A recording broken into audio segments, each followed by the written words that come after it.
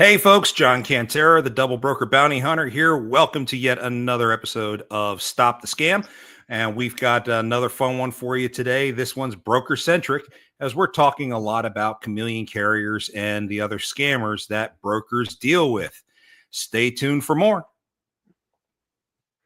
Welcome to the Double Broker Bounty Hunters Stop the Scam. Here are your hosts, the Double Broker Bounty Hunter, John Cantera, and Dispatch Caitlin Price. Another one bites the dust.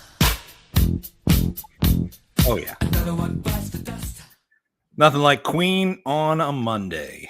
And let me tell you something. We're having a lot of fun. If you've been following us over the last couple of weeks, you'll notice that we're kind of on a very specific campaign, if you will. Because frankly, we can't stand carrier scammers who walk around talking like this. What are they going to shut me down? Cool, buddy. I'll just buy another DOT. I got about 3 more lined up. You will not stop me. Like this, I have mastered this industry. You will not stop me. And the reason why I played that clip today is because Freight Caviar has picked up on this story and has done a feature in their latest newsletter. It's available now at freightcaviar.com. Please check that out. Thank you very much, Freight Caviar, for running the story on Mabe Logistics and Sean Mabe. And we are still going to do everything we can to make sure that not only do we shut down his current DOT, but all the 3 others that he has standing in the wings and any other that he intends to try to buy. Because as we all know, that is illegal. But that's neither here nor there. You know, that's probably the technical issue we can get him on. We really love to get him on to the more serious crime that affects the owner-operators that work with him. There's 2 sides to every story. I have reached out to you, Mr. fucking Fat Bounty Hunter, whatever you want me to call you. I don't give a shit about you. Your investigation skills are absolutely dog shit. You don't respond to emails. And quite frankly, I don't give a fuck. Because I am making hundreds and hundreds, if not millions of fucking dollars off stupid drivers. I'm just going to say it. Most drivers are stupid. Yeah. So, okay. I just want to say when he says, he's, I don't know, going off about you and your investigation skills are dog shit. And then he says, quite frankly, I don't give a fuck. Well, for somebody who doesn't give a fuck, you sure sound like you really give a fuck in that video. So we definitely struck a nerve. That's for darn sure. You know, I don't know how many times he's threatened suing us for reporting, but good luck. You know, defamation requires that we are knowingly reporting false information. Yeah, no, everything we're reporting is factual. So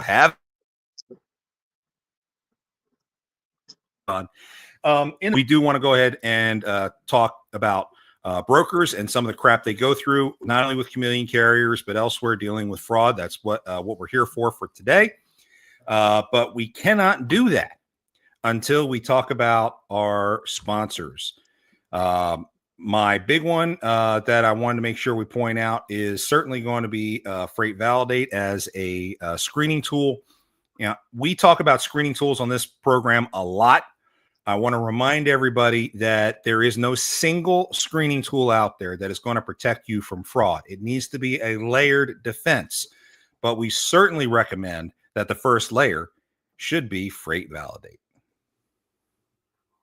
I'm the Double Broker Bounty Hunter, host of Stop the Scam, here for Freight Validate. Freight Validate is the only vetting platform that uses objective data to evaluate carriers and brokers. A quick search reveals either a green check mark or a red X, depending on if the searched DOT number meets all federal and state requirements to maintain their authority. And links on the profile will allow you to dig even deeper as you conduct your own due diligence. Go to our website at the top of the screen and click on the Freight Validate logo in our sponsor section to learn more about the features that Freight Validate offers. And if you register for Freight Validate from our webpage, the first 10 days of your subscription will be free.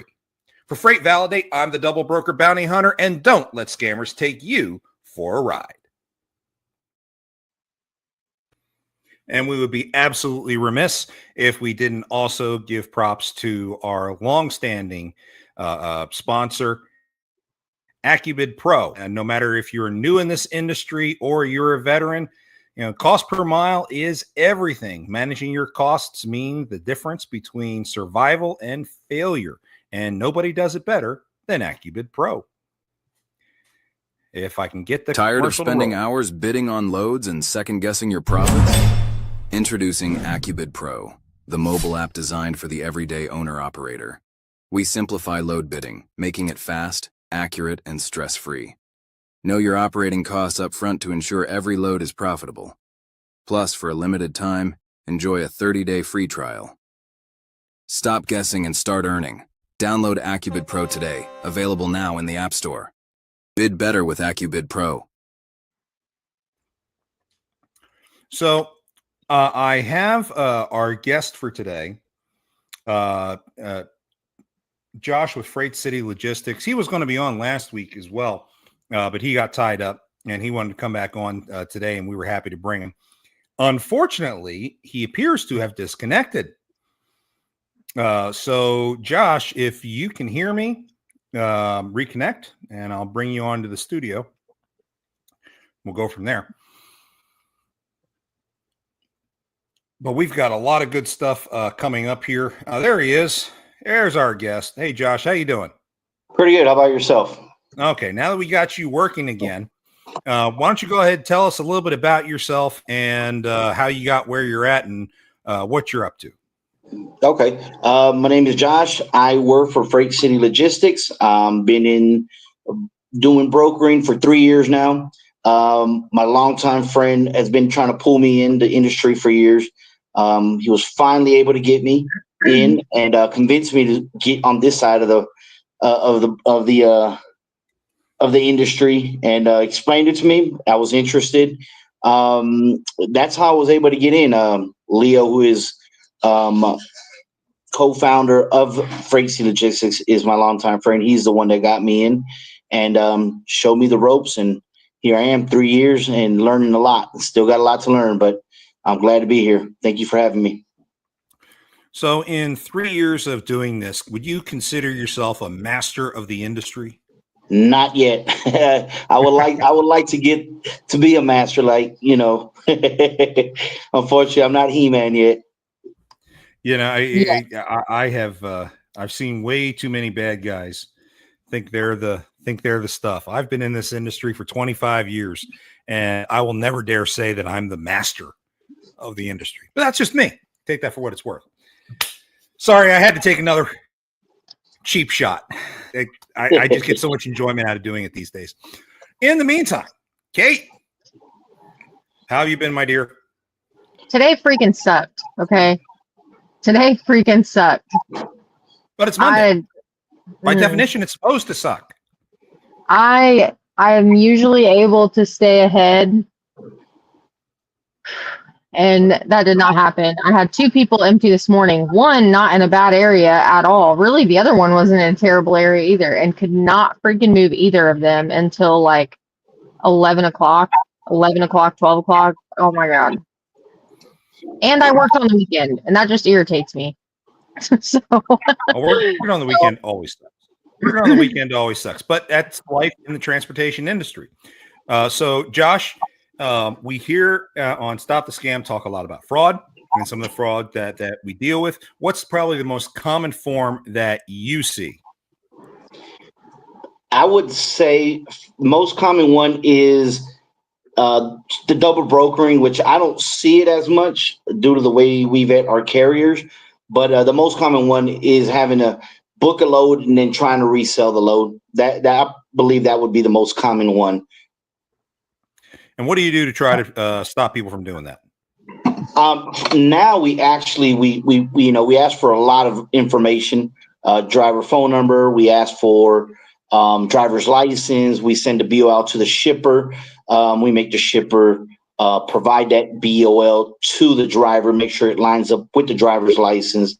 And that's the way we're able to stop those double brokering situations where they're trying to resell the load. And actually, it's worked. Haven't had a situation like that in over 2.5 years. So, like I said, first when we were talking at the beginning, first couple months for me was rough. Learning that I was trying to skip steps, and I had to learn the rough way.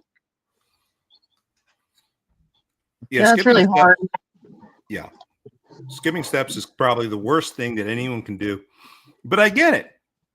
You know, if Yeah, you have sometimes we're just so a desperate significant, to move some loads that we just skip it. We'll just forget it. We're just so stressed out with, especially when you got 10 loads you're trying to move. You got, receivers calling you, asking where their shipment's at. It happened in the past before. So that was part of the big reason skipping. I just want to get this load off my hands already.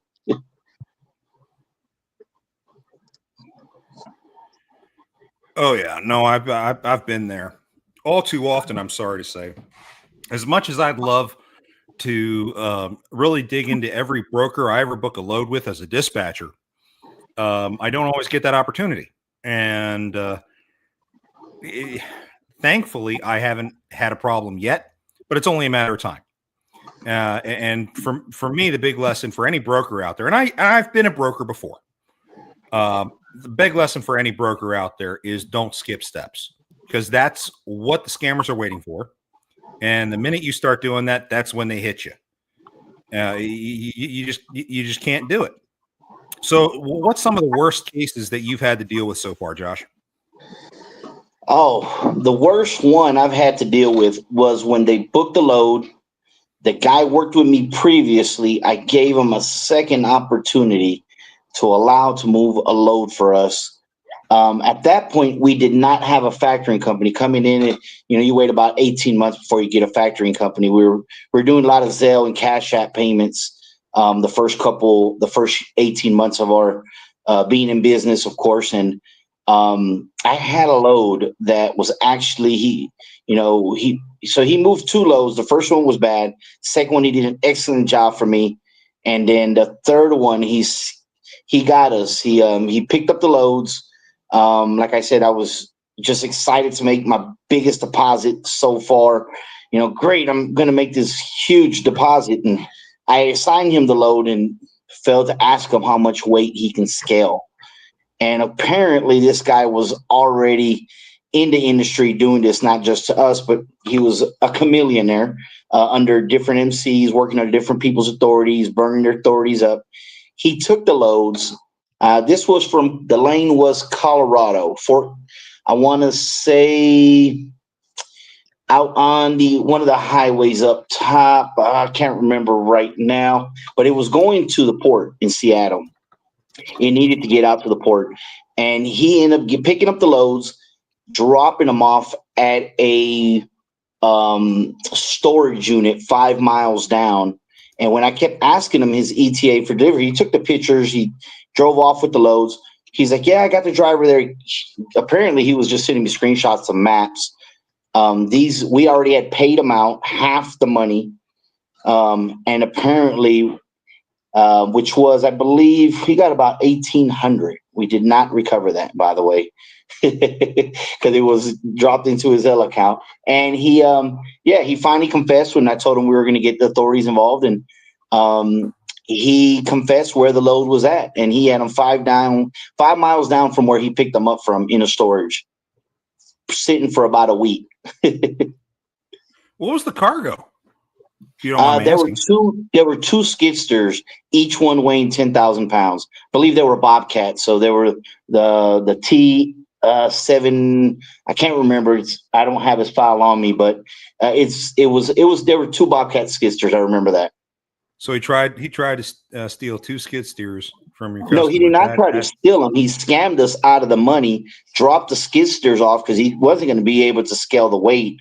He just did it to scam us out of the money for a Zelle account. So it was a quick 1,800 for him, half up front, half when you deliver. And he kept trying to push to get the other half paid out before delivery, but he had not, shown me proof that he had delivered. And that's when we caught on that he had actually left them in storage and ran off with the money instead. So that was my biggest lesson learned there. Right. I think shortly after that, we started getting a factoring company, but that's what happens when you pay some of these guys Zell out, or you don't have a factoring yet. You're starting off in the industry. So if you're new in the industry, starting off as a broker, what is the first piece of advice you would give to such an individual?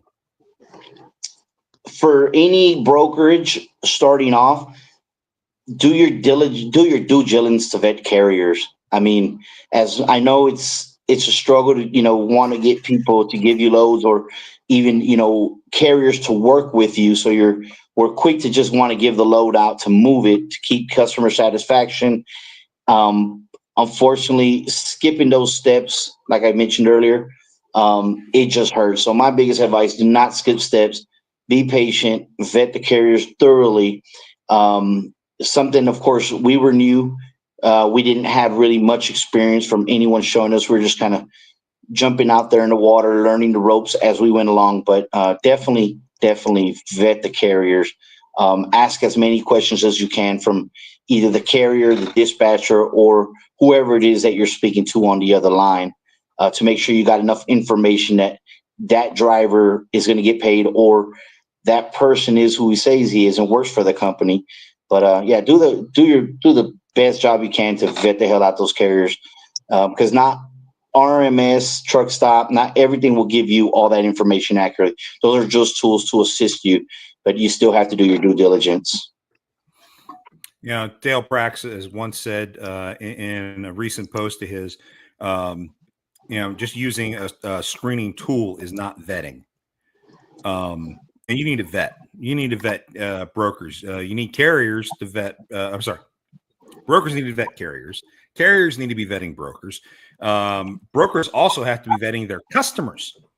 I don't know if you've seen this potential scam that's going on lately, the customer impersonation scam, the shipper impersonators.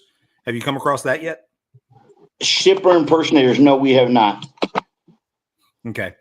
One of the things that I would warn any broker out there, we have seen a large spike in scammers impersonating shippers. So there are two variants that we have seen of this particular thing so far. We have seen scammers double broker a load, but instead of taking the load themselves, assuming the identity of a broker and then giving it to a carrier, they assume the identity of a shipper, hire a second legitimate broker, and then have that broker find a carrier, because then that second broker ends up paying the carrier. So the carrier gets paid, but at the end of the 30, 45 days, whatever the billing cycle is for the broker, they don't see their money. So, a broker who doesn't recognize this scam can be out hundreds of thousands of dollars in 30 days easily. The variant that we've seen of that is where there is no load. So there was no double brokering going on whatsoever. You just have a scammer using a long con, trying to build a relationship with a new broker and saying, hey, 2 months later, hey, man, I finally got some freight for you. Here's the information, and they generate a release to give to the broker. Broker books a carrier. The scammer will sit there and say, hey, do me a favor. I want to make sure certain carriers get this. I've had carriers run the lane before. I'd rather run them through a broker. These are the carriers I'd like for you to use. Give these guys a call first. Broker's like, okay, saves me a little bit of work trying to find somebody. Sure. So the broker books one of them, and it turns out that they're all sitting in the same room together. It's literally a shell game. It's a bunch of pieces of paper. They fill out a BOL at the shipper, and they hands it off to the quote unquote carrier. And then they put a couple signatures on it and then submit that to the broker. And of course, the broker, not knowing any better, says, oh, a load delivered. Okay, so I got to pay this out. Sure enough, 30, 45, 60 days go by. They never get paid. And there was never any cargo that ever actually moved. It's unfreaking believable. These guys have absolutely no scruples whatsoever. Yeah. That I haven't heard of that one, but I'm glad you brought it up. We work with a lot of auction houses, so we're pretty much protected with them. when we get loads and stuff, using whether we use a platform and we build our network from those customers that come along the platforms. So usually there's small businesses that are, looking, buying stuff from auction. So I haven't had the opportunity to work like that. That might be from a lot of cold calling, I would assume, right? Where those type of loads happen. Typically, what we have seen is the scammers are looking for new brokerages popping up, and then we'll try to start building a relationship with them. Usually, it doesn't mean they haven't changed tack and figured out how to attack seasoned brokers yet. I'm sure they will try. It's just these guys are dreaming up new crap every single day, and staying on top of that has been a challenge. Hey, since we're on the topic of crappy brokers and money things, I just want to remind, just throw a little reminder out here. I have not forgotten about Midway taking a false failure to track claim off one of my drivers. I've not forgotten about that. Midway Logistics, you're freaking dirty for that. Just want to reiterate that. Anyways, that entire incident was based off of Trucker Tools, if I recall correctly. Trucker Tools tracking, because he was stationary for a period of time. The tracking log said stop tracking. But that's only because the unit hadn't moved. Once it didn't even say stop tracking. It just said tracking interrupted. But they said on the phone, if he when a truck is stationary for 1 hour, more than 1 hour, it defaults into tracking interrupted because there's no active new location to be logged. So it automatically does that. As soon as they start moving again, picks it right back up, which it did. Which it did in this case.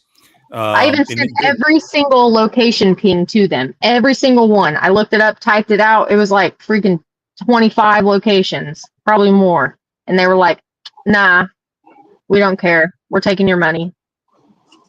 Yeah, that's some BS. We've seen a lot of BS brokers do BS stuff. How they get away with it, I don't know. Do you guys, Josh, use Carrier 411 at all? Oh, we do not. What do you Carrier 401? Is that like a platform? I'm sorry. Yes. I'm so glad you don't know. I love you. I'm so glad you don't know about them. It's something we shouldn't use. I know of a lot of brokers out there, and I want to be real in case Darren Brewer is watching, because I got a feeling that somebody in his office is. Carrier 411 in its form as a screening tool is very good. They gather a great deal of information. They do make certain assessments off that information. Those assessments are not subjective, which to me is a negative, but overall it's a decent platform, has decent information. The only thing I hate about the platform is the Freight Guard program. You've heard of Freight Guards, right, Josh? Yep. They're the guys who manage the Freight Guards. That system I can't abide by any stretch of the imagination. It's a damning system. And the worst, it wouldn't be so bad. It wouldn't really be a problem if they would investigate claims that a carrier wants to have investigated. So if a carrier, they need to have somebody, a department, a person, whoever, that will talk to a carrier and discuss or investigate certain claims, because you can have things, you can look into those things and decide whether or not it's legitimate. It's really not that hard. So, but people put just damning Freight Guards on a carrier, and most of them are just emotionally driven, and Carrier 411 will not talk to anyone about it, which just seems like it's just dirty. Yeah, Carrier 411 boasts at least 4,000 clients among brokers in the industry. And that may not sound like a lot, but when you realize the vast majority of the brokers exist because of one or two specific customers, they don't put anything on the spot market. or anything of that nature. When you're looking at the spot market, you're looking at more like 5 to 10,000 brokers that operate. And if 4,000 of the largest brokers that are out there are subscribers, then the vast majority of loads that are out there are going to have somebody looking at their carrier 411 profile. And if there's a freight guard on there, they're not getting the load. So it is essentially a blacklist. It blacklists carriers, which is one of the things that we don't abide by, because it is almost a total blacklist. Even though, Darren Brewer himself said, well, we only have 4,000 customers. That's hardly 90% of the industry. Right. No, but it is 90%. It is 90% of the spot market. So take that for what it's worth. Like I said, Carrier 411 has its pros and cons. I think every platform has its pros and cons. What setup utility do you guys use? We use RIMS, of course, because it's integrated with our truck stop, and that's mostly where we dispatch our jobs from. So we got other load boards, not as big. We were working with DAT, of course. But right now, we not work with them. We're using most of truck stop, and I haven't had a problem on truck stop. The only thing is when you do report drivers there and stuff like that, they need you to be very detailed with all the information, or they turn your complaint around, So you have to be very detailed, very specific. You have to have times, dates in order for them to accept any kind of feedback towards the carrier, whether the load gone wrong or, whatever the case may be, So, but for the most part, RMS, truck stop, those are the two that we use. They work hand in hand. And like I said, we just got to do that extra vetting to make sure that, all the information is correct. We do use Safer Watch, of course. And then, I always use the FMCSA website just to double check everything to make sure the story is active. Because truck stop sometimes or RMS is not up to date. So you go to the FMCS website and they have more accurate, updated information, whether their bond was revoked. Safer Watch does help us also identify in their. They have a little history tab for Chameleon carriers, and you can actually see how many times they've actually changed that MC with different names. So that's something that I've been looking out for a lot now for Chameleon carriers, because in Safer Watch it says fraud history check or change history check, and you can actually see their they've been revoked, that they submitted a new application and they put their new name on there. So kind of some of the similar cases you've been hunting down there. So I was able to have fun with that tool and start looking out for chameleonaires that way. That's darn glad to hear you say that. Because I think a lot of these chameleon carriers are one of the biggest problems we have in this industry. So I wonder though, when you put in, are you able to search like by name, like not company name, but by like officer? No, what I do is I search with the MC, and then of course it's going to give you their current MC. If you go to Safer Watch, once you're in Safer Watch, you're able to let me just get a random one right here that I have here. I'm in Safer Watch. So you click on them, and then there's actually change history. It'll tell you whether he's acceptable, unacceptable. Sometimes that is also not updated. So you can vet the carrier. Okay, what was he not accepted for? Was it, and we vet carriers that way. If it's something like they just, unsafe driving, powers of compliance, we'll vet that way. But the part where I want to get to is at the very top when you in Safer Watch, when you get in, it has fraud check and change history. If you go to change history, it'll tell you how many times their authority has been actually revoked and had been renewed, or it'll tell you how many times they've changed their company name, how many times they've changed their emails, how many times they've changed their phone number. And it'll give you all that information in Safer Watch. So that's an additional tool. Like I stated, these are only tools to help you vet, but you still have to do your due process, right? Mm-hmm. Interesting. That's cool. I know. Shit. The Factors Network. They also have a Chameleon carrier like tab or whatever where you can report people through the Factors Network. I've looked on there a few times. It's pretty neat. So I'm curious, Josh, of any times that you've I guess got for lack of a better term, what could you have done in those situations, or like what kind of extra precautions could you have taken to prevent that situation from happening? That goes back to not skipping steps or not knowing, and something I could share so people can, for new brokers, things to look out for so they're not double brokered, or for the sake of the carrier too, not just a broker, because I think the carrier and the broker lose when we got those scammers in the middle, right? Mm-hmm.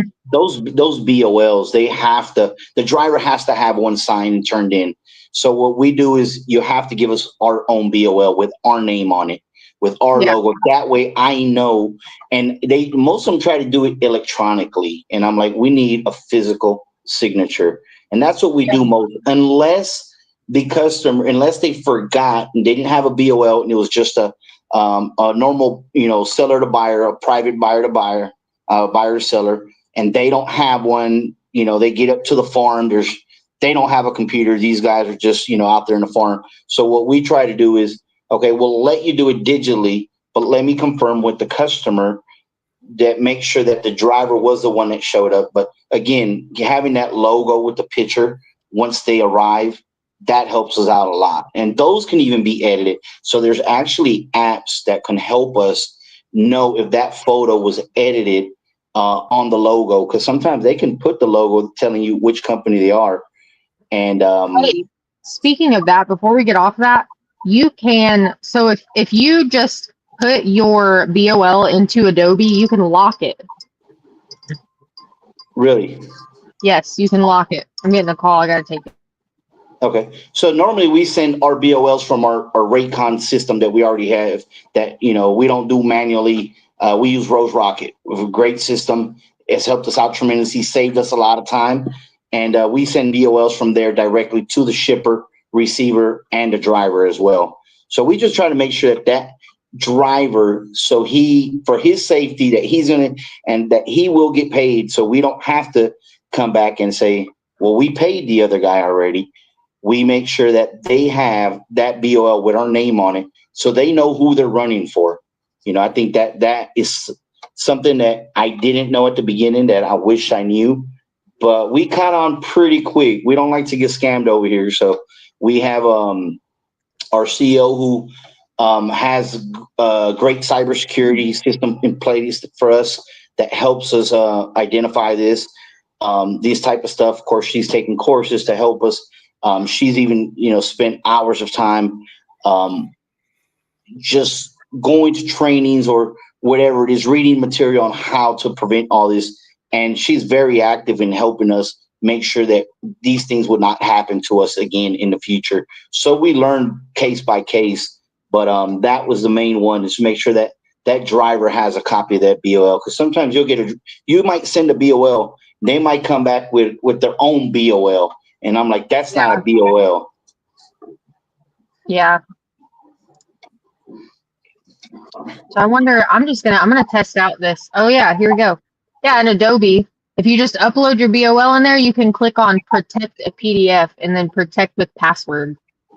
So then people can't, and you can decide like what you want to protect. You can protect even just viewing it, or you would want to protect like editing it. So you just password protect it. But yeah, it's pretty cool. I've done that before. I've done that before with loads that I suspected were double brokered, but I couldn't find any information about it. Or maybe it was I've done that with like Landstar a few times. I haven't done it in a long time because actually I haven't worked with Landstar in a long time. But back when they were real dirty, they still do some shady stuff every now and then. But back when they were real dirty, I used to lock my BOLs. They couldn't like edit uh the BOL that we got from the shipper Okay. to put like Yeah. a different carrier or anything like that. The good thing is, some shippers, I would say half the shippers don't mind you asking for their email to send them a BOL. But there's some, and it goes back to what John was saying at warehouses. If they just did their part, we would be in a much better situation as far as scammers or people stealing fraud and stuff. But you get some guys, they don't feel like they have the time, or they're not tech savvy. So those are two of the reasons why they're like, I'm busy on the yard, I don't have time to print it. Or the driver will call me, hey, they didn't have time to print it, they were too busy. And those are some of the things we run into. So I always suggest the driver to print it himself. That's why I send one to I do my best practice to send one to the driver, to the shipper, and the receiver, just in case. So we cover all these areas, and they don't have an excuse why a BOL was not turned in correctly. So we can pay the factoring company, because some factoring companies also do not vet as well their own carriers, and they could also skip steps. I think that you were talking to me, Kate, about a situation like that with one of the guys you guys are after right now, where the factoring company was not, or I'm not sure if I'm allowed to say that, but hope I'm not putting my foot in my mouth with that one, since it's No, I you're fine. talked to, so I actually did talk to one person that we had gone after. I talked to their factoring company, and I told them like what was going on. I even looped in like I don't know if it was their accounting lady, but see, so in my opinion, I don't know what was ever done with that. I don't know if that factoring company ever did anything with it or what. That was an older issue, but my thinking, it depends on what kind of factoring company you're working with. So there's good and bad brokers and good and bad carriers. There's also good and bad factoring companies, or ones that are like a little more shady. So if somebody factors like hundreds of thousands of dollars in freight every month, that factoring company is going to be a lot less likely to want to let that go, right?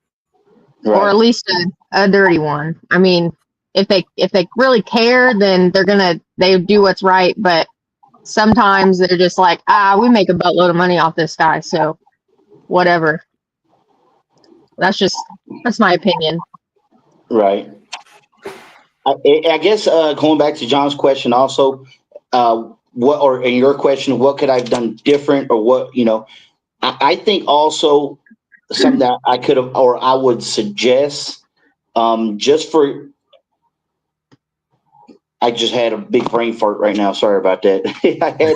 I had what I was going to say right on my mind. So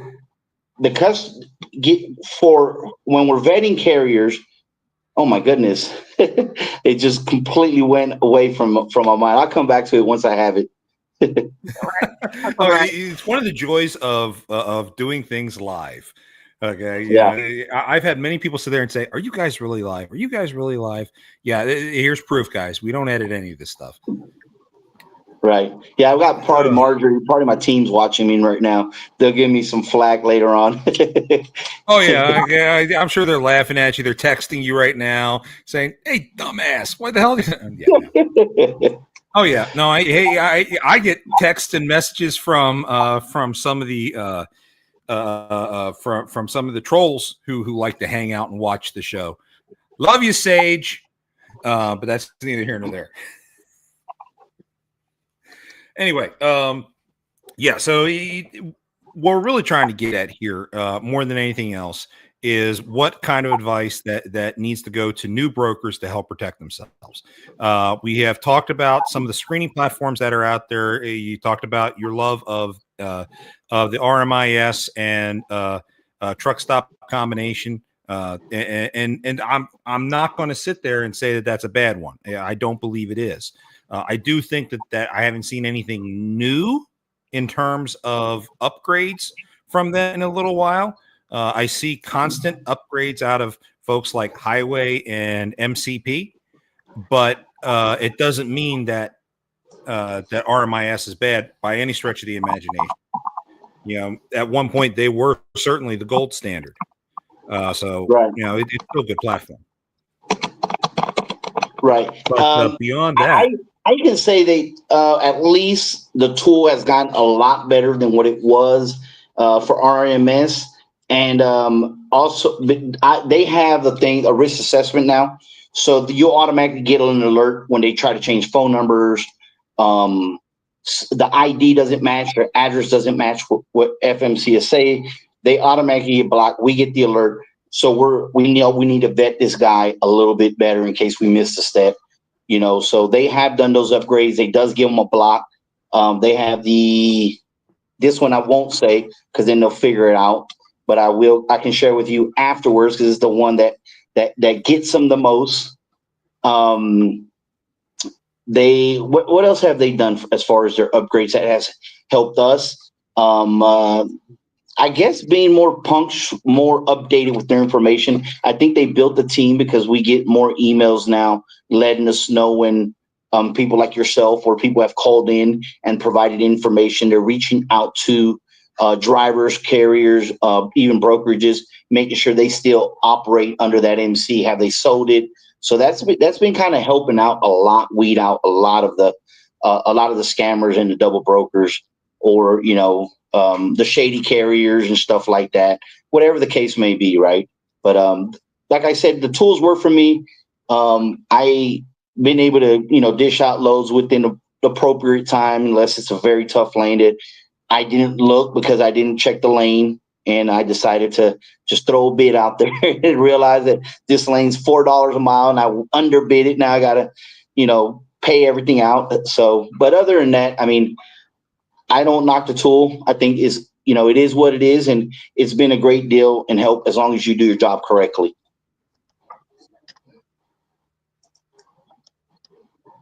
Well, what tools do you guys use mostly for vetting carriers? What do you guys recommend, or what's out there other than what DAT and RMS or Truck Stop or something like that for low boards or for vetting carriers? Go ahead, well, John. load board's pretty standard. It's Truck Stop or DAT. They're the kings. They're the ones who've been at it the longest. They're the ones with the biggest following. And I've seen these guys get absolutely hammered on social media for some of the scams that take place on the boards themselves. I've seen DAT get blamed numerous times when a broker's TMS gets hacked, and then the scammer's posting a gajillion loads in that broker's name online. Well, and they say, well, why doesn't DAT pick up on that? You know, how did they not detect that from the beginning? Well, they can't detect it until they know it's a problem. And they don't know it's a problem until the broker calls DAT to tell them it's a problem. Right. You know, and I've seen a lot of bad press come DAT's way more often than Truck Stop but I think Truck Stop and DAT are still good platforms. I think that they still produce ultimately decent information. It's not great, but it's at least decent. So Jamie Anderson, please do not shoot the messenger. I know you don't like their rate tools on those. But overall, to me, they're decent. When you're looking at the screening platforms, and you have the big ones, the RMIS, MCP, and Highway. Those are probably the kings. Then there are supplemental platforms which provide different layers of defense, such as our sponsor Freight Validate.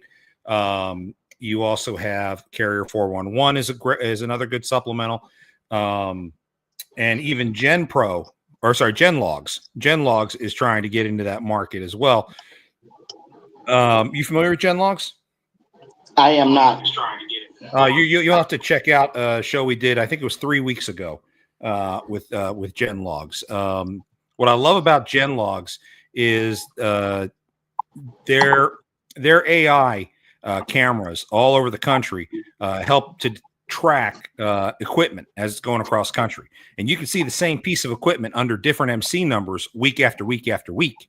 these guys are able to identify these chameleons that are popping up fairly easily through their own AI.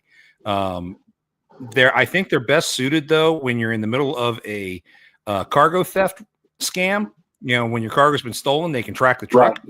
But as a layered defense, it's a nice platform to have access to. Okay. Those I think are the best so far. Nice. Yes, I mentioned them, John. Freight Validate. And I appreciate you also bringing us on and giving us more open our insights to what we could do better as a brokerage, so we can help each other. I know there's a lot of fights between I don't like that broker. I don't, the carriers don't like the brokers, or they're just in the middle. But I think we can work in harmony, and we have legit brokers, and we can educate everybody on how to do their job correctly. We will all be able to work in harmony, and that's what it's about. It's $1 trillion industry. There's enough for everybody to go around and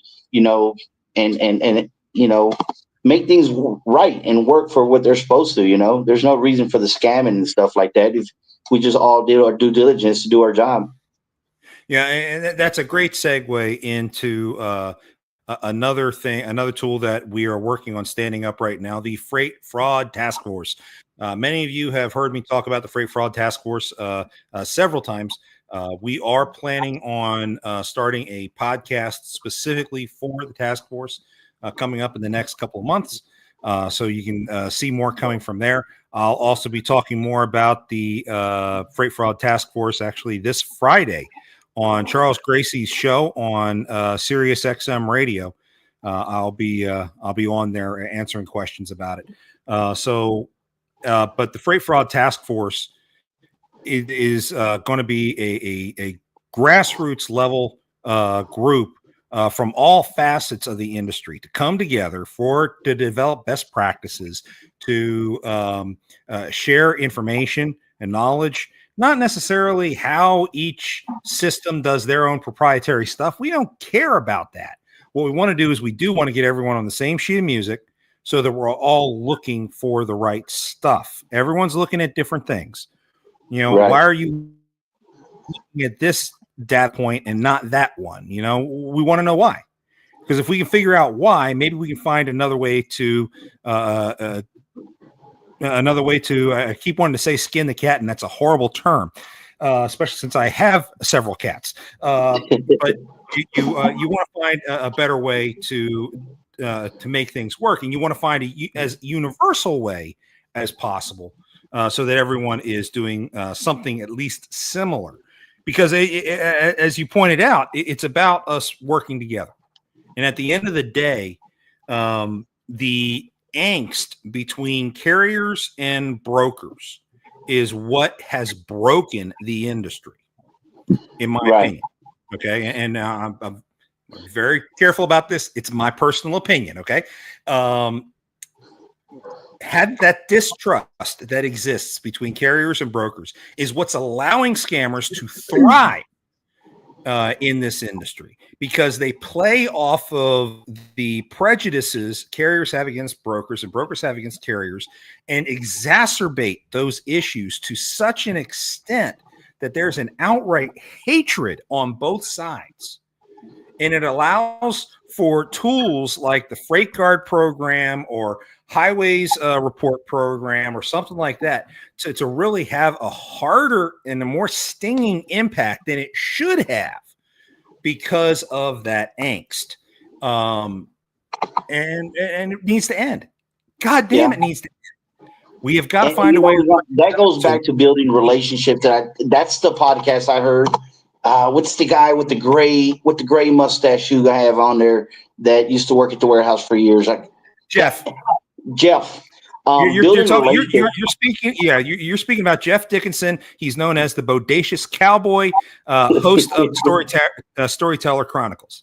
Yes, great stories he has, and that's one thing. Leo, our co-founder here and operations manager, he always, from the beginning when we started, you have to build relationships with carriers. We have to protect carriers because that's who moves our freight at the end of the day. That's where we need to do. And I think that's one thing he talked about. And building those relationships, very important to build relationships with carriers and network that part of your game, so to say, of your trade, so you can craft it, not master it, but so we can craft it.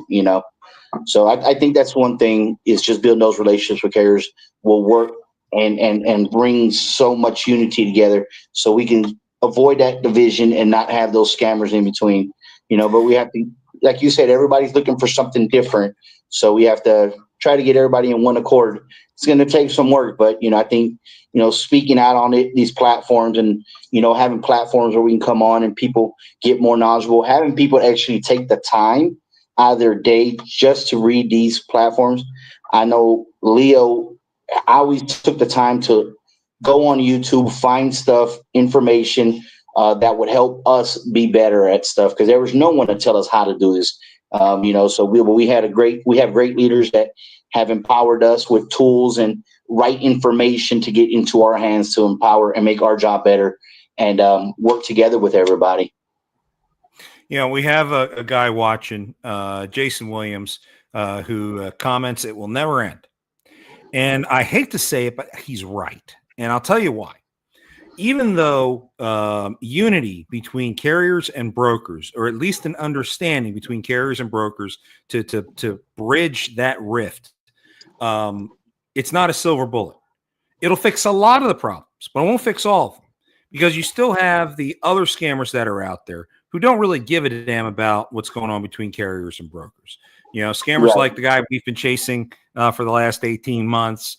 He doesn't give two shits about how that works. And he's going to continue scamming however he scams. The other part of the issue is the market and the economy.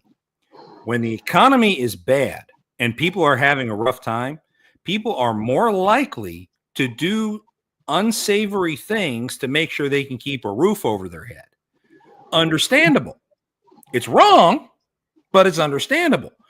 Those types of situations will never end, I'm sorry to say.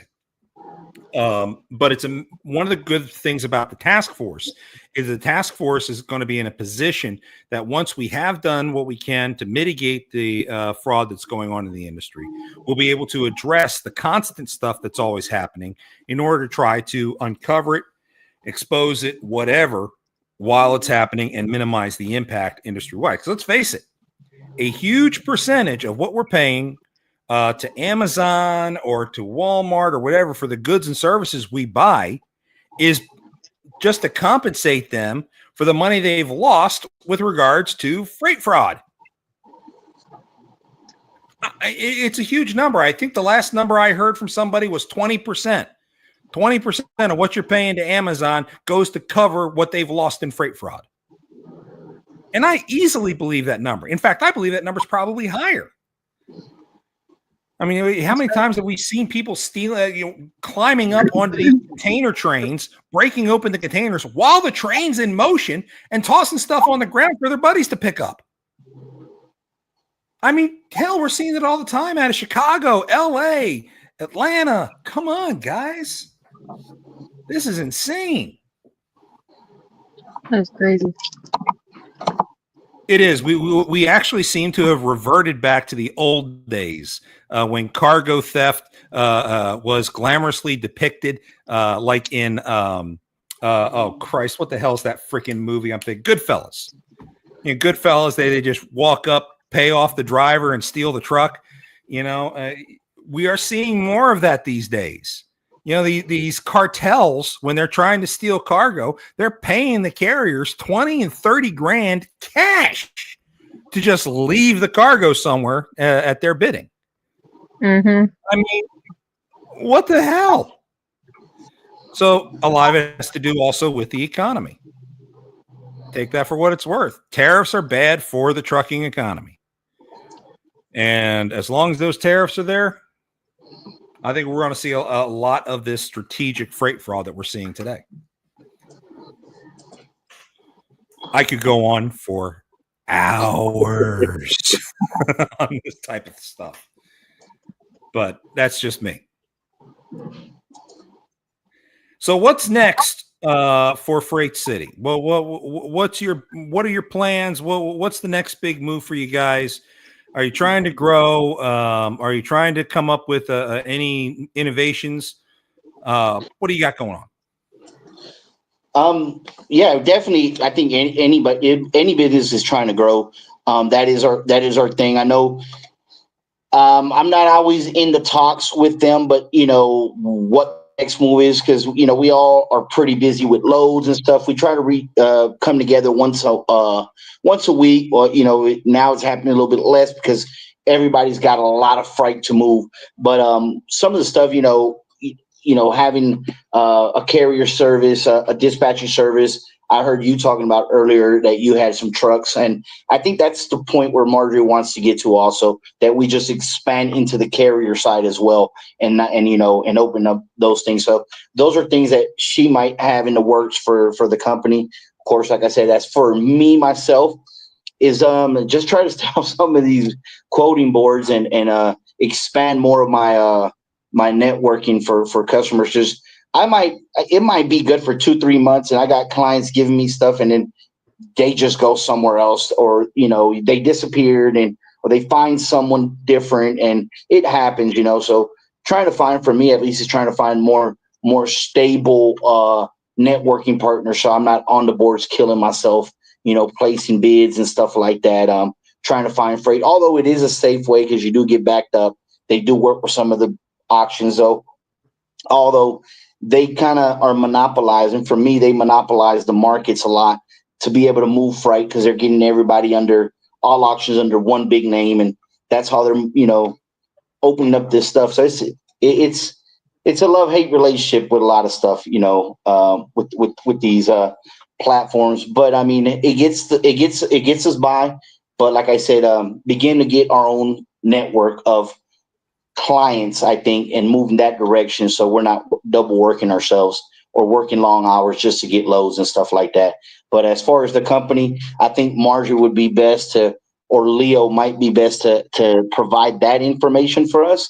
But I know that they've had those type of things in the works, having a dispatching service, getting sprinter vans, box trucks, maybe some flatbed trailers. But as we're growing, those things will happen. They'll come along.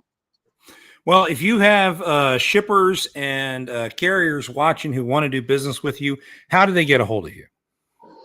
Normally, they get a hold of me through emails, of course, or after we do some type of, let's say we move a load or we move several loads from, they get to choose whether, based on our service, because we base our company on customer service, on providing the customer the best service that they'll have. That means keeping up with your load from the time it's picked up, informing the customer where it's at, providing pictures, explaining what's next. They usually have our emails in everyone, our logos down at the bottom. We ask them to give us a review if they'd like to. And then we leave all our information in an email thanking them for doing us. So that's one way they can give us a call back and let us know, hey, we'd really like your service. We like how you guys were on time. They can go to freightcitylogistics.com. They can Google us. They'll see the great reviews. We use Yelp, Google. Google, I think, was our most one. I think we have, believe, over 100 surveys now. Let's see here. I can tell you the number right now. Or they can also give us a call at 888-520-1718, Freight City Logistics. That is our company line. They can give us a call in. So we provide various ways to provide that information to the customers once we finish delivering the load. Awesome. Great. Josh, thanks so much for taking the time to hang out with us. We appreciate it. If you come across something you want to share with us, feel free to reach out. We'll bring you back on and we'll be happy to have a chat. Any final thoughts? No, thanks a lot for having us on. Like I said, if there's anything we can help, share information, future shows, you guys got topics, feel free to give us a call. Let us know. You got my email. Believe Caitlin spoke with Marjorie, so she can reach out to Marjorie at our main line as well and request anything, and we're more here to help this business grow and make things smoother for everybody. Appreciate you for having us on. Awesome. Thanks Thanks. for coming. Kate, you got any final thoughts before we start to wrap this up? No, just do your due diligence. Anyone, quit working with people who go out and disguise themselves as somebody else. And it's not always as easy as just looking up the person by name. They've got other people that they'll file their company with or under. And then, that person still runs the company. So it's a lot of these things are really hard to catch and sometimes can seem impossible unless you do a lot of digging. And not everybody has time for that. And we understand that. But as much digging as you can do within a reasonable amount of time, do it. And of course, we're happy to help brokers identify whether or not they're spending the right amount of time trying to deal with some things. You can always reach out to us, and we'll be happy to offer our consulting services to help determine whether or not you have chinks in your armor. In the meantime, whether you are new in the industry or you have been around for a while, cost per mile is by far the greatest measure of potential success. And you can't track your cost a mile with anything better than with AccuBid Pro. Tired of spending hours bidding on loads and second-guessing your profits? Introducing AccuBid Pro, the mobile app designed for the everyday owner-operator. We simplify load bidding, making it fast, accurate, and stress-free. Know your operating costs up front to ensure every load is profitable. Plus, for a limited time, enjoy a 30-day free trial. Stop guessing and start earning. Download AccuBid Pro today, available now in the App Store. Bid better with AccuBid Pro. If you like all the work that we do, please go to our website, vigilanttransport.com, stop-the-scam-podcast, and support our sponsors, AccuBid Pro, Freight Validate. And if you are so inclined, we'd love your support as well. Buy me a coffee. Click on the yellow coffee cup on our website, and you can donate to the work that Kate and I do to try to help the industry protect itself, because basically we do it almost for free. Our sponsor monies go to pay for us being able to put this show on, and that's just about it. So feel free. We would always appreciate any support that anyone offers. If you follow us regularly, you already know that we are live every Monday, 1 p.m. Central Time on all the Lounge Media Group social media outlets. Don't ever miss a show, because there's always something interesting coming. If you are in the middle of a scam or you think you're in the middle of a scam, whatever, reach out to us. We can help you. You can get Caitlin at kprice at stopthescampodcast.com, or you can get a hold of myself, the Double Broker Bounty Hunter, at jcantera at stopthescampodcast.com. Folks, it is inspection week out there. DOT is out there in force. In fact, I was talking to a potential new client earlier today, and they have been hit twice in the last 24 hours already. It's a good thing, because their safety score has been a little on the low side, and thankfully things are starting to pick up for them, which is a darn good thing. But the fact of the matter remains, make sure you are doing your pre-trips, make sure you are documenting everything, make sure you're maintaining your logs, and stay safe. Whatever you do, don't let scammers take you for a ride. We'll see y'all next week.